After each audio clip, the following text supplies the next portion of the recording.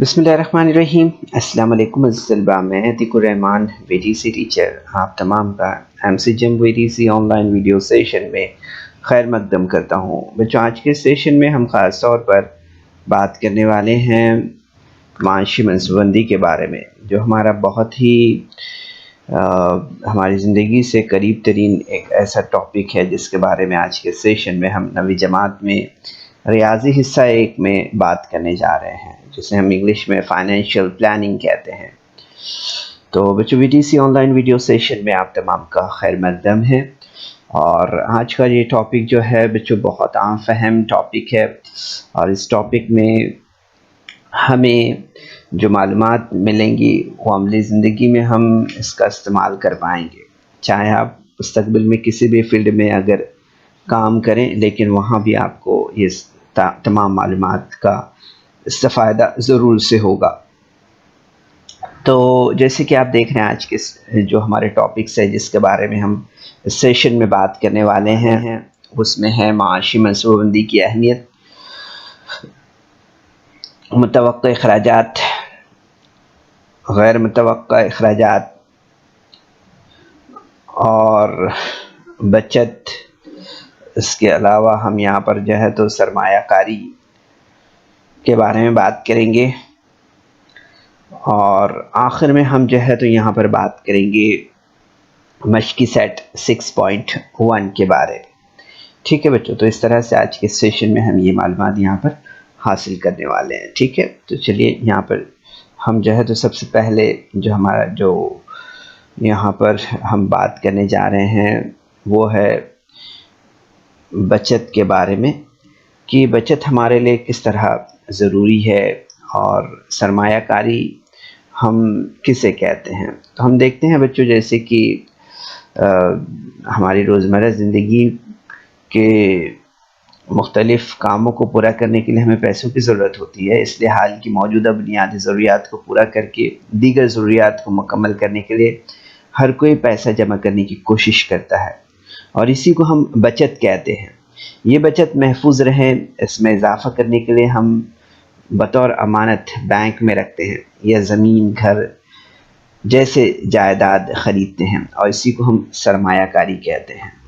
ठीक है बच्चों, तो आपको याद रखना है कि सेविंग किसे कहते हैं ना। आपके पास भी ज़रूर से आपका ओन जो है तो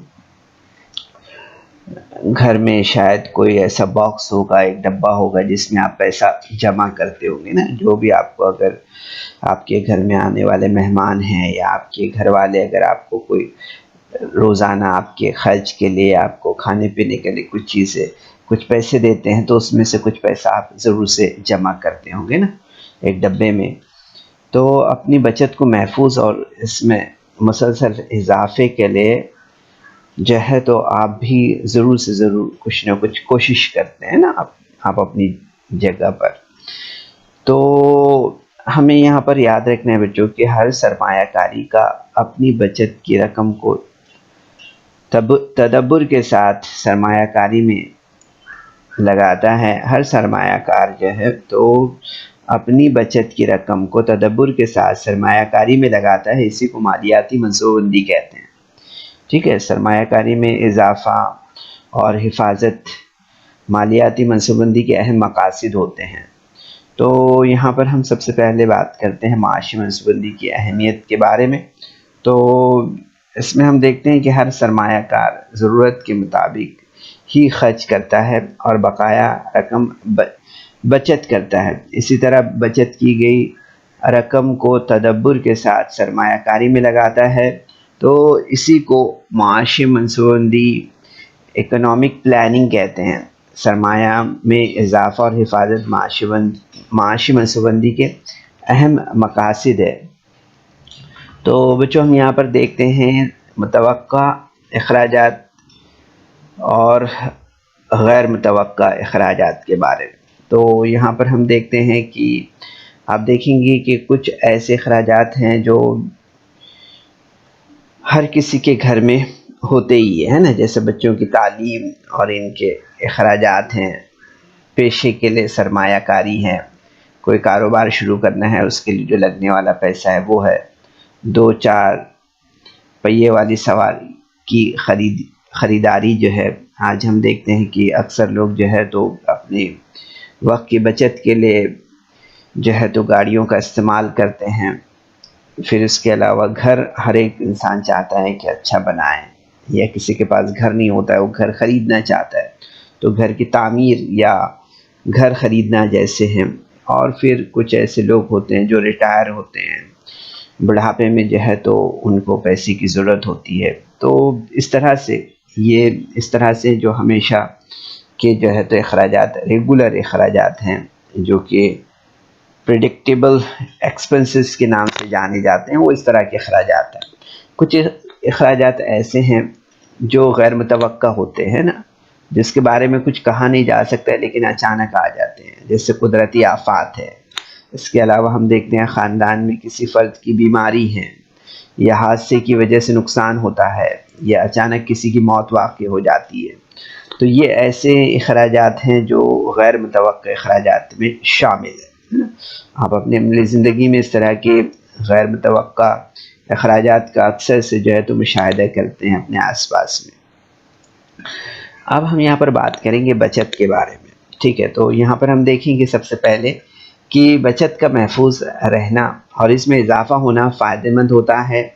अपनी बचत की हुई रकम बैंक या पोस्ट ऑफिस में महफूज रहती है। बैंक में जमा की गई बचत की रकम से बगैर नकद के कैशलेस लेन देन कारोबार करना आसान होता है। ऐसे कारोबार में अपने पास बड़ी रकम रखने की ज़रूरत नहीं होती है और वो रकम गुम होने या चोरी होने का खौफ नहीं रहता है। तो सबसे पहले हम अगर बचत के बारे में, सेविंग के बारे में बात करें तो ये इस तरह से हमें इसका पहला फ़ायदा इस तरह से नज़र आता है।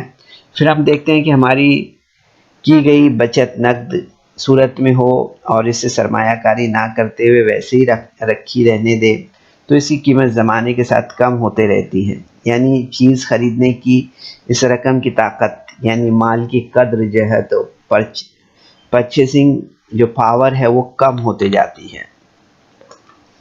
इसी तरह से हम देखते हैं यहाँ पर कि बचत की हुई रकम कारोबार में तरक्की, नई सनत शुरू करना जैसे कामों में इस्तेमाल की जाए तो कौमी पैदावार में इजाफा होता है, ठीक है। इसी तरह से हम देखते हैं कि अगर सरमायाकारी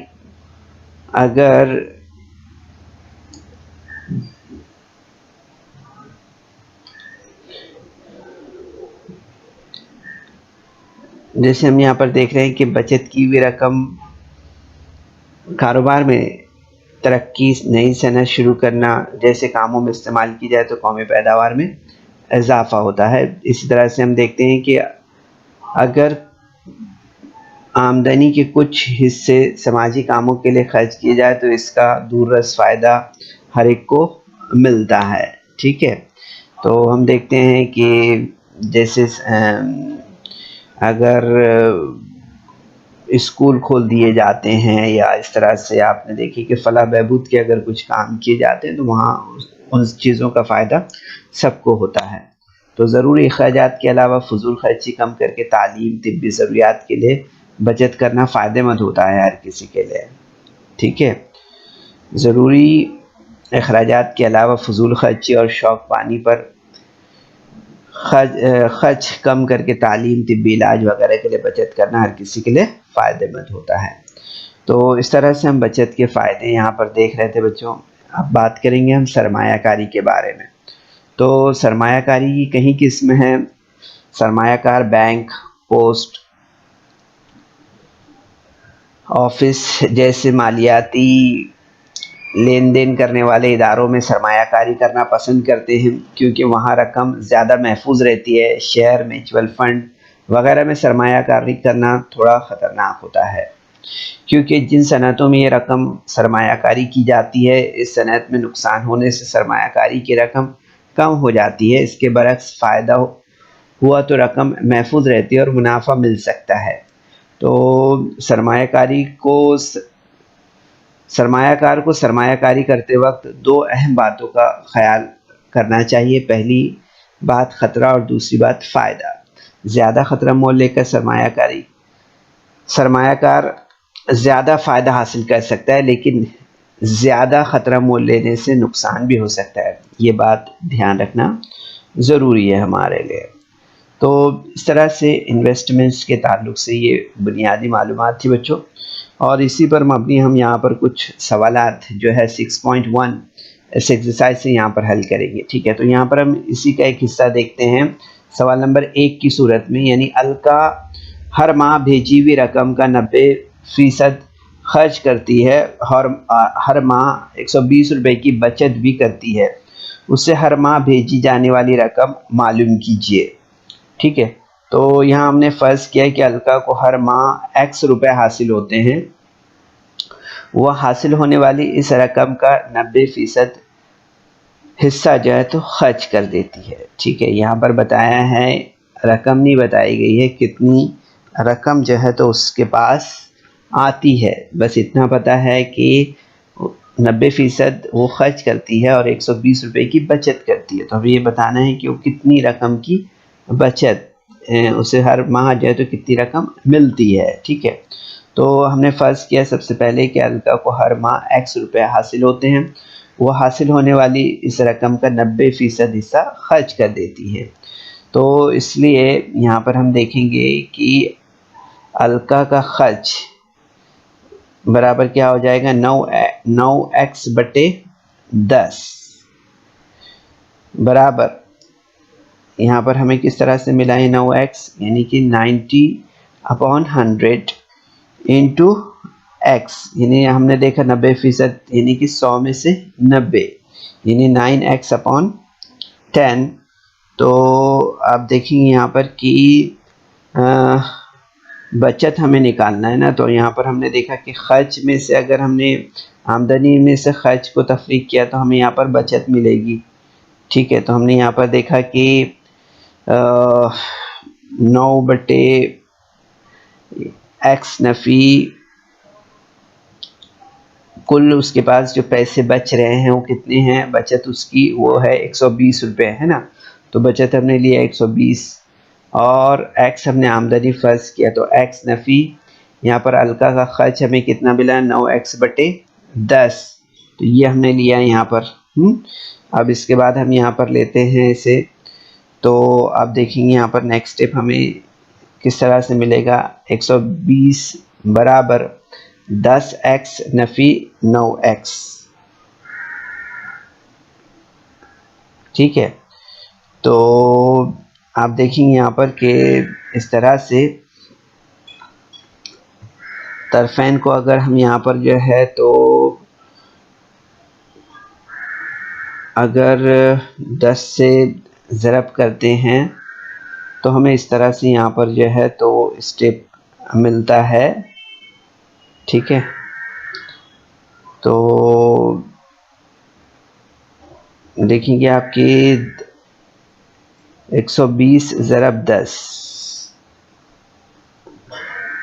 बराबर x ज़रब 10 नफ़ी 9x। ठीक है, तो यहाँ पर आप देखेंगे कि हमें यहाँ पर क्या मिलेगा, तो आप देखेंगे यहाँ पर कि 10 में से यहाँ पर हमें 9 तफरीक होगा, तो यहाँ पर हमें सिर्फ जो है तो x मिलेगा, और यहाँ पर 120 इंटू 10 करेंगे तो यहाँ पर हमें 1200 मिलेगा, है ना, इस तरह से। तो आप देखेंगे यहाँ पर कि इस तरह से जो है तो आप देखेंगे कि अलका को हर माह जो है तो 1200 रुपये मिलते हैं, इस तरह से हमें यहाँ पर समझ में आता है। ठीक है, तो बच्चों हमें यहाँ पर याद रखना है कि यहाँ पर जो है तो हमने डायरेक्ट ये लिया है, एक स्टेप यहाँ पर और बढ़ेगा, यानी 1200 इंटू 1200 यहाँ पर मिल जाएगा ना हमें 120 इंटू 10 मीन्स यहाँ पर हमें मिलेगा 1200, है ना। इक्वल टू हम देखेंगे 10x माइनस 9x यहाँ पर लेना पड़ेगा ना, 9 से जब ज़रब करेंगे हम इसे तो यहाँ पर हमें 10x माइनस 9x मिलेगा, तो 10x में से 9x माइनस किए तो यहाँ पर 1x हमें मिलेगा। ठीक है, तो इस तरह से। ठीक है, तो ये स्टेप याद रखना है आपको। तो हम देखेंगे यहाँ पर कि अलका को हर माह जो है तो 1200 रुपये मिलते हैं, इस तरह से हमें यहाँ पर समझ में आता है ना। और उसमें से वो जो है तो 120 रुपये बचत करती है। अब इसके बाद हम यहाँ पर सवाल नंबर 2 लेते हैं बच्चे। सवाल नंबर 2 में दिया है कि सुमित ने 50,000 रुपये की सरमायाकारी से खुर्दुनी अशिया का कारोबार शुरू किया। इससे पहले साल 20% नुकसान हुआ। बकिया सरमाया से दूसरे साल इसने मिठाई का कारोबार किया, इसमें से 5% नफ़ा हुआ। असल सरमायाकारी पर इसे कितने फीसदी नफ़ा या नुकसान हुआ है। ठीक है, तो यहाँ पर हम देखते हैं सबसे पहले कि सुमित को जो है तो 50,000 रुपये की सरमायाकारी पर 20% नुकसान हुआ है। ठीक है, तो यहाँ पर हम देखते हैं कि 50,000 रुपये का 20% अगर हम नुकसान यहाँ पर देखें तो हमें यहाँ पर मिलेगा इस तरह से कि नुकसान बराबर 50,000 रुपये का 20% नुकसान। तो हम यहाँ पर देखते हैं कि 20% यानी कि 20/100 कितने में से 50,000 में से। तो हमने यहाँ पर लिया 20/100 ज़रब 50,000। ठीक है, तो आप देखेंगे यहाँ पर कि यहाँ पर इसे हम देखते हैं तो यहाँ 2 सिफर के, यहाँ पर 2 सिफर के है ना। तो आप देखेंगे यहाँ पर 20 × 50 करेंगे तो यहाँ पर हमें कितना मिलेगा 10,000। ठीक है, तो हम देखते हैं कि साल के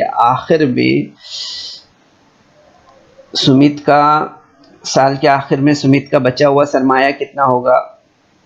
तो हम देखेंगे यहाँ पर कि सरमाया नफ़ी असल ज़र, तो असल ज़र कितना है 50,000 है।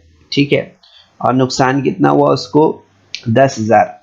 यानी साल के आखिर में हम देखेंगे कि सुमित के पास कितना पैसा बचा है, वो 40,000 है ना। तो सुमित ने ये 40,000 रुपये से मिठाई का कारोबार जो है तो शुरू किया। इस तरह से हमें यहाँ पर समझ में आ रहा है। ठीक है, अब इसके बाद हम यहाँ पर देखते हैं कि सवाल में क्या पूछा है। सवाल में पूछा है कि सुमित ने जो है तो 50,000 रुपये सरमायाकारी से खुर्दुनी अशिया का कारोबार शुरू किया है। ठीक है, इसमें पहले साल इसे 20% नुकसान हुआ, तो ये हमने 20% नुकसान यहाँ पर मालूम किया, यानी कितना हो गया 10,000 हुआ। बकिया सरमायाकारी से दूसरे साल इसने मिठाई का कारोबार शुरू किया है ना। तो अब यहाँ पर यानी कि जो नुकसान हमने निकाला उसका, तो यहाँ पर ये 40,000 रुपये हमें मिल गए हैं। तो 40,000 रुपये का उसने जो है तो कारोबार शुरू किया। अब इसमें से 5% नफ़ा हुआ है। ठीक है, तो असल सरमायाकारी पर इसे कितने फीसदी नफ़ा या नुकसान हुआ ये बताना है हमें। ठीक है, तो अब हमें यहाँ पर इसके बाद क्या करना है, इसके बाद हमें देखना है कि इसमें से इसे 5% जो है तो नफ़ा हासिल हुआ है। तो हमें यहाँ पर 40 का क्या करना पड़ेगा, इसमें से 40 में से जो है तो हमें 5% नफ़ा हासिल हुआ है उसे। ठीक है, तो वो निकालना है हमें यहाँ पर। ठीक है, तो 40 में नफ़ा निकालना है हमें यहाँ पर। तो क्या करेंगे हम इसके लिए हमें क्या करना होगा, यहाँ पर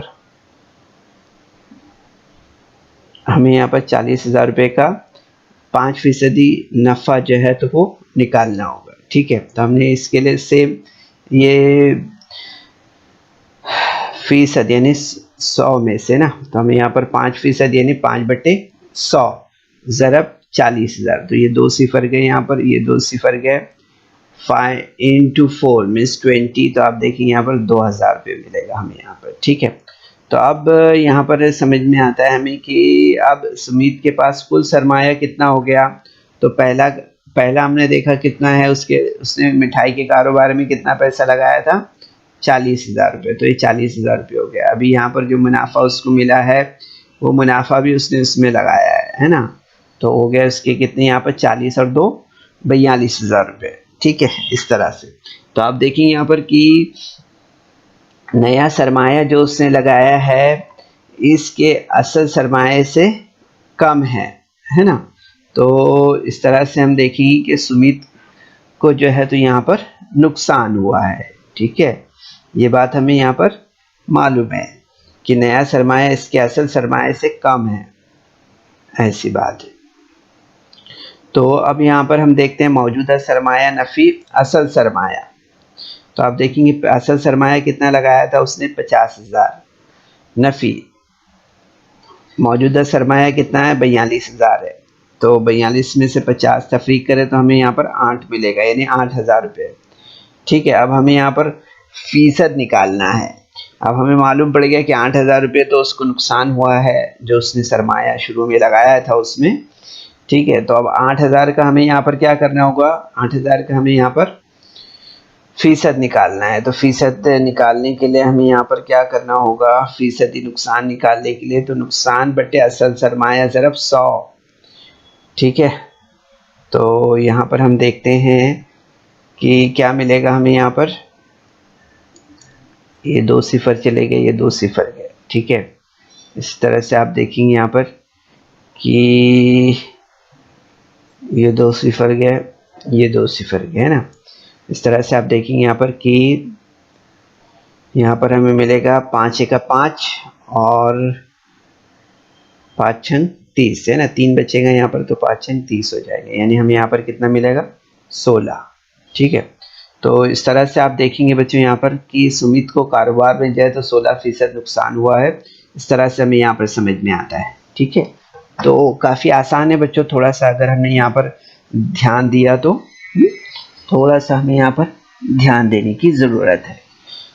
ठीक है, अब इसके बाद हम यहाँ पर सवाल नंबर 2 लेते हैं। सवाल नंबर 2 में हम देखेंगे कि निखिल ने अपनी माहाना आमदनी का 5% हिस्सा बच्चों की तालीम पर खर्च किया, 14% हिस्सा शेयर में सरमायाकारी की, 3% हिस्सा बैंक में जमा किया और 40% हिस्सा रोज़मर्रा के अखराजात के लिए इस्तेमाल किया।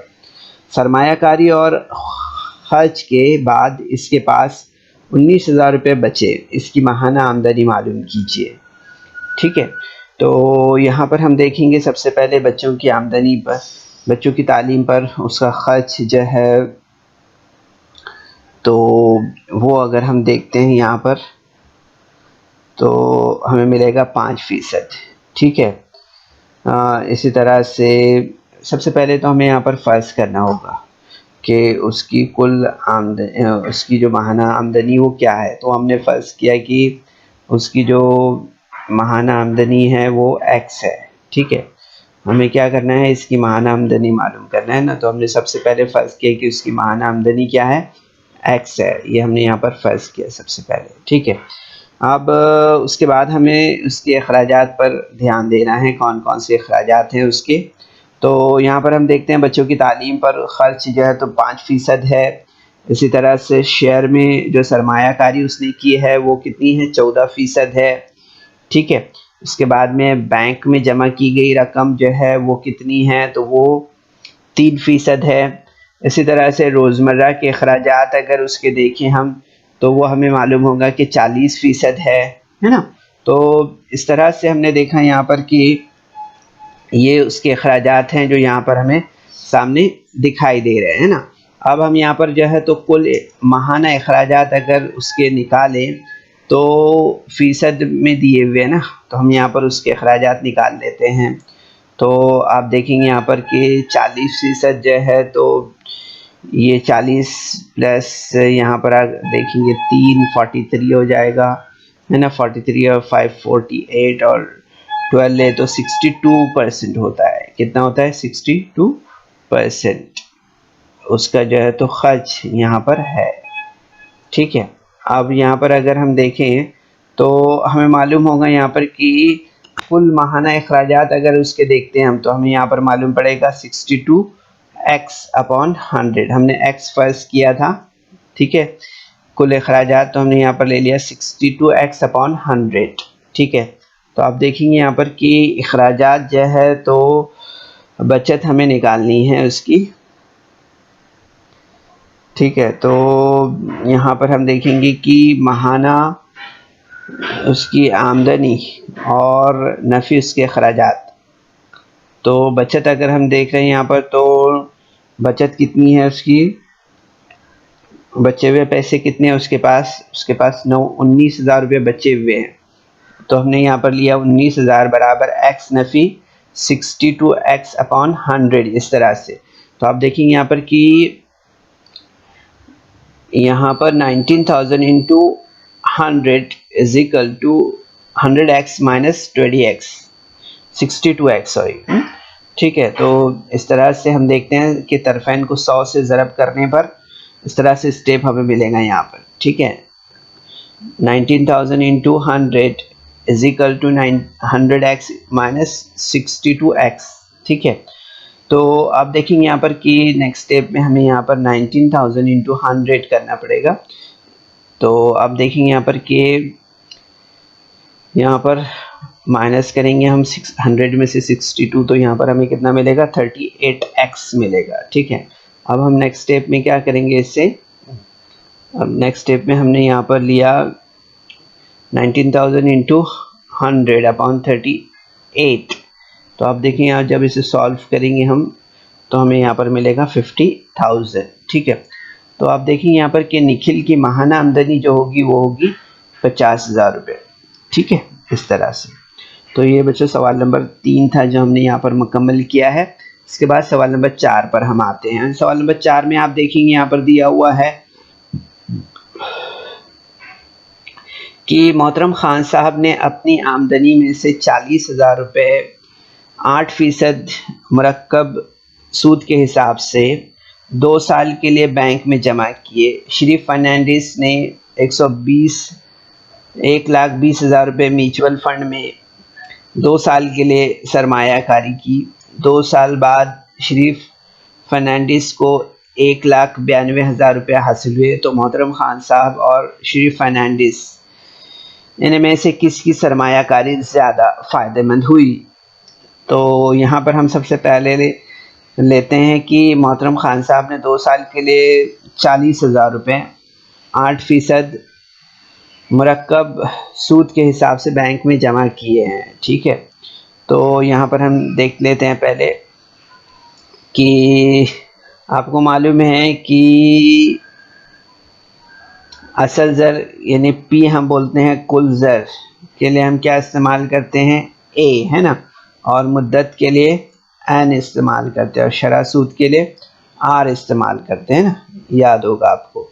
तो हम यहाँ पर लेते हैं फॉर्मूला इसका। तो फॉर्मूला हम देखेंगे यहाँ पर, तो अब देखिए यहाँ पर A is equal to P into bracket 1 plus R upon 100 N. ठीक है, इस तरह से। तो आप देखेंगे यहाँ पर कि इस फॉर्मूले में अब हम यहाँ पर कीमत रख देते हैं। ठीक है, तो ए बराबर पी कॉस में 1 जमा आर बटे 100 कॉस की कुवत एन, ये हमने फॉर्मूला लिया है। इसमें हम यहाँ पर कीमत रखते हैं। ए कितना दिया है, 40,000 दिया है। ठीक है, और आर कितना दिया है, आर दिया है यहाँ पर, अगर गौर कर रहे हैं आप तो 8 हमें मिलेगा यहाँ पर। ठीक है, इसी तरह से शरह सूद है ये, और म्याद जो है एन वो कितनी दी हुई है, वो 2 साल है। ठीक है, तो ये 2 साल हमने लिया। अब इसे हम यहाँ पर हल करते हैं। तो आप देखेंगे यहाँ पर कि यहाँ पर इसे मुख्तसर करने पर आप देखेंगे यहाँ पर हमें कितना मिलेगा, हमें यहाँ पर मिलेगा 25 है ना। तो आप देखेंगे यहाँ पर कि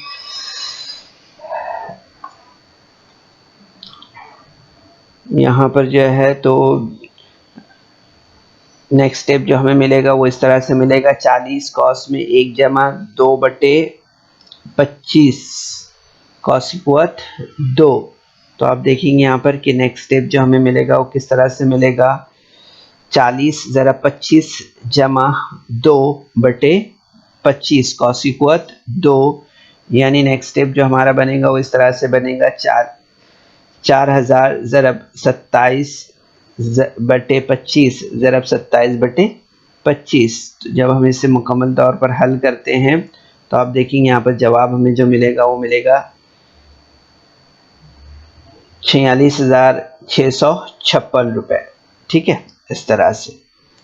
अब इसके बाद हम यहाँ पर जो है तो जो ज़ाब्ता है वो ले लेते हैं, और इस ज़ाब्ते में यानी I is equal to A minus P ले लेते हैं।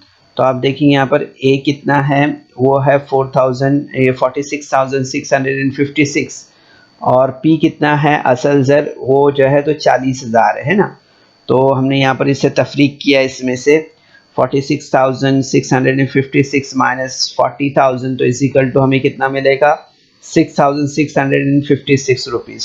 ठीक है, तो इस तरह से आप देखेंगे यहाँ पर कि खान साहब का फ़ीसदी नफ़ा अगर हमें निकालना है तो उसके लिए हमें यहाँ पर इसे 100 से ज़रब देना होगा। 100 से ज़रब देने पर आप देखेंगे यहाँ पर हमें कितना मिलेगा। इसे मुकम्मल तौर पर जब हम हल करते हैं तो आप देखेंगे यहाँ पर कि ये 40,000 है एक्चुअली 40,000, तो ये 2 सिफर चले गए यहाँ पर, ये 2 सिफर चले गए, तो आप देखेंगे यहाँ पर 6,656 अपॉन 400 इस तरह से हमें मिलेगा। मज़ीद जब इसे हम यहाँ पर हल करेंगे तो आप देखेंगे यहाँ पर कि हमें क्या मिलेगा, यहाँ पर 16.64% ये हमें यहाँ पर मिलेगा। ठीक है, तो इस तरह से आप देखेंगे कि ये खान साहब का फ़ीसद नफ़ा हमें यहाँ पर मालूम हो गया 16.64%। अब ऐसे ही हमें फर्नांडिस साहब का निकालना है। ठीक है, तो फर्नांडिस ने जो है तो 2 साल के लिए कितना पैसा रखा है उन्होंने, 1,20,000 रुपये। ठीक है, तो हम यहाँ पर देखते हैं कि उनको मिलता कितना है, 1,92,000 रुपये मिलते हैं उनको। ठीक है, तो इस तरह से आप देखते हैं कि फर्नांडिस का हासिल करदा नफ़ा हमें सिर्फ यहाँ पर निकालना है। तो उसके लिए हमें क्या करना है, उसके लिए हमें सबसे पहले उनकी जो कुल रकम लगाई हुई है उस रकम में से माइनस करना होगा। हमें यहाँ पर क्या माइनस करना होगा, हमें इसमें से हमें 1,92,000 जो उनको मिला है और उसमें से 1,20,000 रुपये हम यहाँ पर जो है तो ये कर लेंगे,